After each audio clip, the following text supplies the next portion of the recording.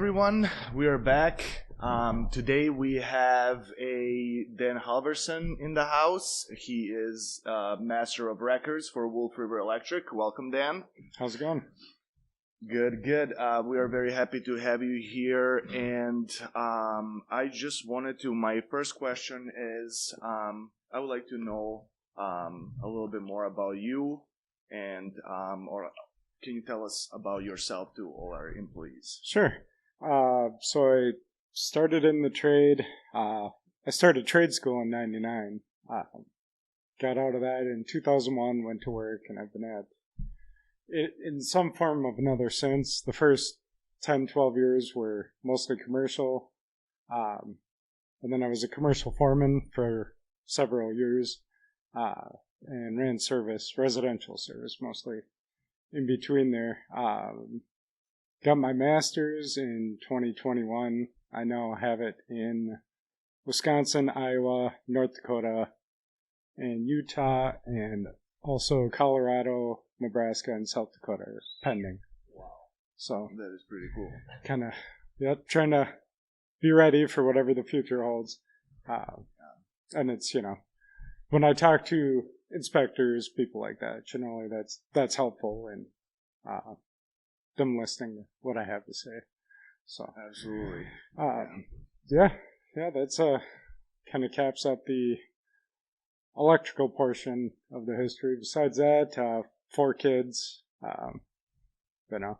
Used to flip houses quite a bit. Learned a lot about the other trades in doing that. So I'm able to advise some of the guys in those portions of it or what they might run into there also. So, very, very well-rounded. That's more states than I knew. That's crazy. That's awesome to hear. So I just kind of want to ask you, what does your day-to-day look like at Wolf River Electric? So usually 6 to 7, I go through 6 to 7 in the morning. I go through what's ready for inspection, make sure nothing's come up. 7 to 9 is usually dealing with the inspectors, calling in inspections, any emergencies that the guys might have right away, dealing with those. Then 9 to noon is usually mostly phone calls with the guys out in the field, opinions, code questions, things like that. Then the end of the day is usually trying to keep up with emails and the plan reviews, technical side of stuff. Going through all those one lines, getting them all in order. And then also, dealing with questions with project managers, things like that throughout the day. So, normal day has roughly 80 phone calls, somewhere in that area. Some days it's a little less, some days it's a little more, but that's kind of the average. I'm guessing the first day of the project is when most of the phone calls come in, and then... Yeah, first day of the project, or if they run into something they didn't anticipate, I want a plan or an idea of how to do it, then I'll get calls on that. Or if they happen to notice, some small area that got missed in the plans, just to verify that what they're doing is correct. I get a lot of those calls too. And also guys looking ahead at projects, making sure that, the guys have gotten really good about that, and it helps significantly in, last minute material orders, things like that. No, there's a lot of moving pieces in the world of solar and construction world alone, but especially in solar, because you got project managers, you got the guys in the field, you got management, but all these projects are so tightly packed that these decisions have to be made quick, and these answers have to be let out to the field quickly, and that doesn't allow for very much time to get these things handled. So the day-to-day, me and you do a lot of the same type of deals with handling guys in the field, so I know the pain that you're going through. Oh, yeah. And there's a lot of moving parts, and there's a lot of moving pieces week to week. New utilities, new inspector regions, new types of roofs that we're doing, new systems, so it's definitely crazy. What are some of the challenges that you face day to day? The inspectors are a big one. Knowing what each inspector wants to see, both building and electrical, mostly electrical, but keeping track of where their jurisdictions are, and making sure we're abiding by that inspector's requirements on each job is Usually that part is the first day of the job. Rochester specific, they've got more than anybody else, but, additional grounding, things that aren't in the code book, they have a whole bunch of them that we got to make sure and cover. But yeah, there's a lot to keep up on, the different manufacturers, the different jurisdictions, changes in the code, things like that. I try to keep up on everything. I get the Department of Labor updates and emails that, say, hey, we're instituting this policy and this is what you need to do now. So it's a lot to keep track of at times. For sure. And keeping track of it's one thing, but then you also have to implement it and get it spread across all the teams, 20 crews, 120 guys out in the field, and make sure that everybody understands it and implements it moving forward. So realizing it's the first step. So yeah, that's definitely a challenge. I had one thing. So those new virtual trenching inspections, that is a new thing to all of us, and I know that from the trenching crew, I just heard that we passed one inspection. I just wanted to ask you, what do you think about those and how they've been going? I'm still on the fence on the virtual side of things. We actually have one project right now that the entire inspection process will be virtual. So they won't send an inspector on site at all. On that. Is that dolly inspector? Yeah, yep. Oh, and wow. I think they're trying to move more and more toward that, especially with the projects that are kind of out in the middle of nowhere. We don't want to drive out there, but we do because that's where the job is. The inspectors really don't want to drive out there because they have 50 other jobs they have to look at that day. So I think that's why they're implementing it, or they did at the beginning of this month. But I'm still on the fence on how that's going to go. If they're going to come up with things that they may not normally come up with, if they were in person and could actually, talk to the people absolutely. And point at stuff.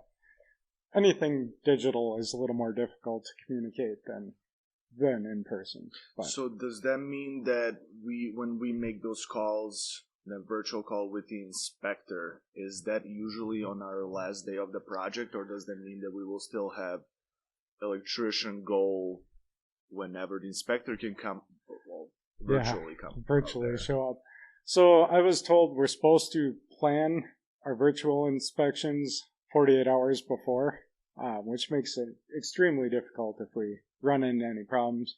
That being said, they may just schedule a second virtual inspection if there's a little bit else that needs to be done, something along those lines. Again, I'm not sure it'll stick around, but they did hire 20 virtual inspectors, so I think they're going to push for it more and more as people get used to it. But I don't know that I like it. I think, having guys out there is the best, but my opinion doesn't always matter when it comes to the inspectors. I try to make it, but I do my best. But hopefully it's a good change for all of us. Yeah, hopefully. Fingers crossed, because those things have bit us in the ass a couple times. Well, that and if we could get final the last day of the project and have it go through, that'll speed up the whole process quite a bit. 100%. 100%. So Dan, you've been at Wolf River for 2-3 years now, correct? Actually, yesterday was my 18-month. Oh, so wow. Year and a half. Year and a half, still a long time. Feels like longer. So. Yeah. Well, no, I think it's actually gone by pretty quickly. Really? But, wow. Yeah. Well, either way you've been here, you've seen a lot of growth here at Wolf River Electric. Absolutely. I mean, even in the 18 months that you've been here, you've seen substantial growth. Yes. Probably more growth than most companies that you've worked with. Any company that I've worked with, yeah. So it's incredible to see. And I was just wondering, what are some things that you've noticed in the field with this growth? I mean, whether it's installations, understanding new codes that are set in place, anything at all in those regards. So I guess a couple things. When I started here, there was a lot of guys that didn't understand solar specific codes, or some of them, and the inspection ratio showed that. And I've worked really hard to both build a relationship with the inspectors and to teach our guys and encourage our guys to communicate with each other, work together instead of trying to one-up one another like some shops encourage. And I think, in that, guys have become more efficient. We're passing inspections. We're usually right in that 85% range for past inspections, which is, 60% approval in 18 months is not easy to do with a shop with this many employees. And that's what I was going to say. I mean, we were between 20 and 40% passing inspection, but that rate was low. And you came in and now we're, 85, 95. And, with that growth, seeing that number grow with everything else is a challenge in itself and is, something that you have conquered and helped conquer, which is awesome. Yeah, that's when I started, I set a goal that every week the worst we could do is 90%. So we're almost there. I'd like to see the 95s, 96. But we do see them. Yeah, and we do occasionally, but I want to see them consistently. So, and the guys are getting there. What's showing up on inspections now is a lot less than it used to be. It's generally not full day corrections. It's an hour or two for the most part. Also, the nice thing is that we are not going through so many journeymen anymore. It seems like 80% of them have been around for a while now. Yeah. And I think that is important because they're building this relationship with you. They trust you. They feel like, it's a good, good, And not only that, but encouraging them. So I do everything I can, over the phone because there's so many guys. And I encourage them to call with anything, no matter what it is.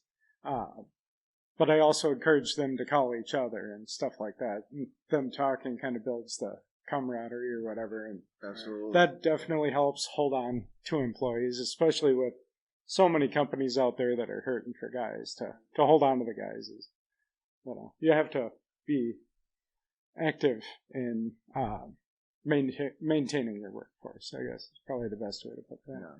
And those group chats, those help out a lot because we have group chats with just all the journeymen in it, and they can communicate, send pictures, ask for materials. I mean, they have been a lot more vocal with each other this year than any other year. Plus, we also helped run that weekly journeyman meeting, which has been awesome.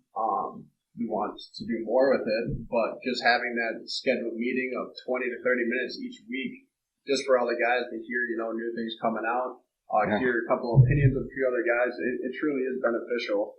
And there's a lot that we can do with that too.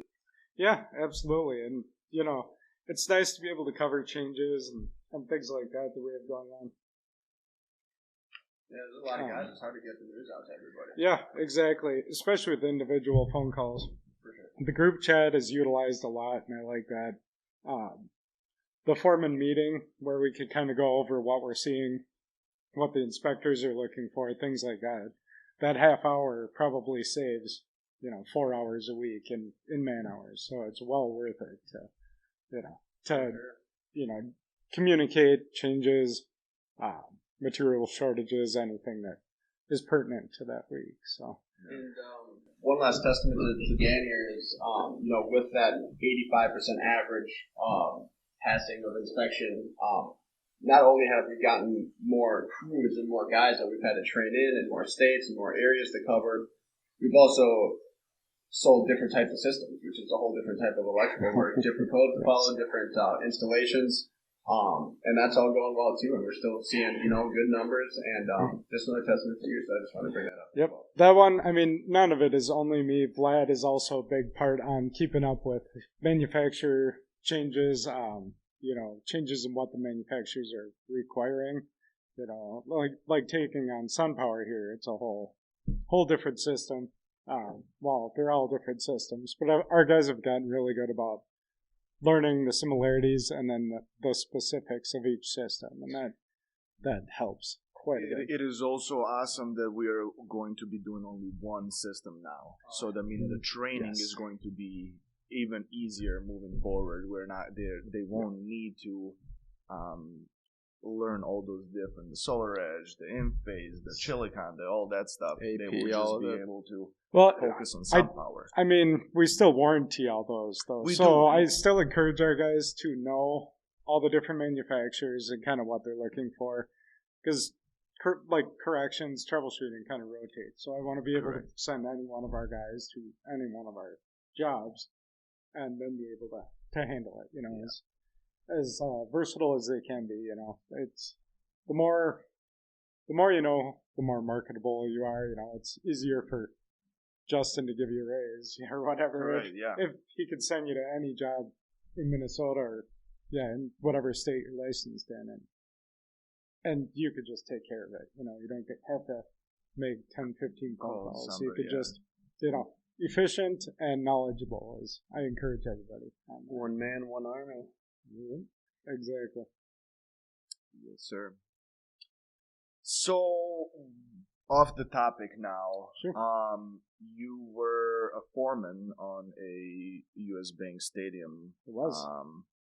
Project, and you know that we are currently communicating with the Vikings, trying to partner with them. I do. What do you think about that? I think it's very cool. I went with to the Twin City Orthopedics training facility, and I went with Vlad and Justin and Salim to kind of pitch what we have, and then did some other options that we gave them, and that's all. It's super cool. The Vikings are a good partner to have. They've always, done well with us. So I was 18 months at the Viking Stadium, and then I, did a little work. I wasn't a foreman, but I did some of the work at that building that we were at. So, so between that and state jobs, I was a commercial foreman for about 4 years, and that got a little too stressful, so I can imagine. Switched back to residential service. But yeah, I think they're a great partner to have. They know what they want, and they're not afraid to spend the money to have it done properly. I hate taking shortcuts. I can't stand it. So to have a customer that's willing to, do whatever it takes to make sure it's done properly is huge. And it sounds like the state's pushing them quite a bit to go renewable. Minnesota being more of a liberal state that pushes those green, plans forward. It sounds like the Vikings are kind of put in a position where, they're being not pressured, but, motivated to go that route. And with all the different facilities that they have in the area, Eden Prairie, I believe they have one in Donna, plus the big U.S. Bank, there's a lot of different routes to go with renewable. So having that conversation and, you being somebody that's already been part of a project once it's really cool to see. Plus they actually reached out to us with one solar proposal that they want to kind of go with. Oh, sure. Nice.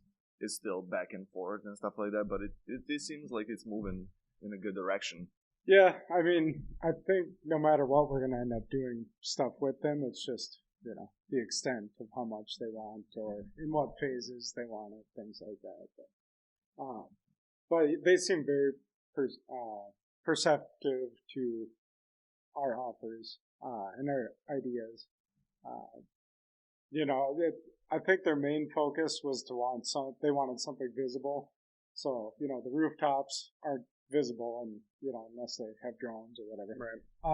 They want something that when you pull into the parking lot, people can see it, know that they're charging their cars with, green energy, things like that. So it's a double whammy. Yeah. Marketing and just for, cost of running the place. So. Yeah, and one of the people that we were meeting with was the vice president of, multimedia, Facebook, whatever. Yeah, all the internet sites that people talk on, and that's a huge one because that's great advertisement and it doesn't really cost much. So that's a big one on both ends for them, and then if we've got our name on it, then it's for us also. So mutual relationship. Exactly. Those are always good. Yeah. The most well-known brand out of Minnesota. Oh, for besides Target. Plus it's a 3M. 3M, yeah. There's a couple few but of them that are out Vikings there. are definitely. They are out there. 5+ U.S. banks, 5 years old at this point, which is still, in terms of a stadium, is practically brand new at the long scale terms of things. So that's cool too. Minnesota sports it's a cool thing. That's all we have. We got fishing sports, summers, but the Vikings are a big deal, and that's something that we're really looking forward to. So yeah, and as the Vikings come through, we may see other sports teams that are kind of hopping on board with that. So that's another goal that could be achieved with this. But you just gotta see where it ends up, and step by step from there. Yeah, just make sure that they're happy with every step of the process, and then they all talk. So. Right. Yeah. Right on. I just have one more question for you. Sure. I was wondering, what do you think that future holds for Wolf River? So just in the time that I've been here, the year and a half or whatever, it's grown pretty significantly in the amount of jobs done and what the jobs we need to go back to, things like that. And I don't see the improvement stopping on that. So I think I think we've got Minnesota for the most part figured out, streamlined. I think Wisconsin and Iowa still need some work. But I think now that we have kind of the plan in Minnesota and we're learning, Wisconsin is kind of odd when it comes to some of their permitting stuff, things like that. So as we figure that stuff out, Iowa's similar to Wisconsin, actually.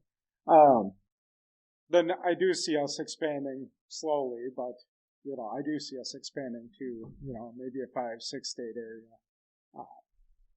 and at that point, I'll have my master's in that state as long as I have enough probably for now, but as long as I have proper prior warning, I can have everything ready, learn as much as I can about the permitting and everything else in those states, and then tackle that. So I see us growing to hopefully be one of the largest installers in the country, not just in Minnesota. So that's I love that too. That's the goal.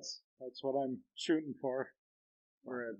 It's cool to see because you expand into an area, that's one thing, but actually setting a foundational process and getting all that going is a whole different can of worms, right? So Absolutely. that's why a lot of these companies, they expand too quickly, and then all of a sudden they can't reach what they wanted to. They overreach what they can do. But in the last year and a half or so at Wolf River, not only have we been expanding, but the process we've been doing are becoming more foundational as well. And I think the guys in the field noticed that, and that's why we were able to withhold them longer, and they want to be here. It's not scattered; it's becoming more and more organized, it's really cool to see. But that's a big part of that expansion as well. Oh yeah, absolutely. Yeah, you don't want to expand too fast. You want to make sure you've got. There's always going to be problems that you run into in a job. It's construction. It's construction. Yeah. That's just how it goes. But as we have more and more people that can deal with it, know how to solve the problems efficiently, and still pass inspections, all that stuff, do it safely.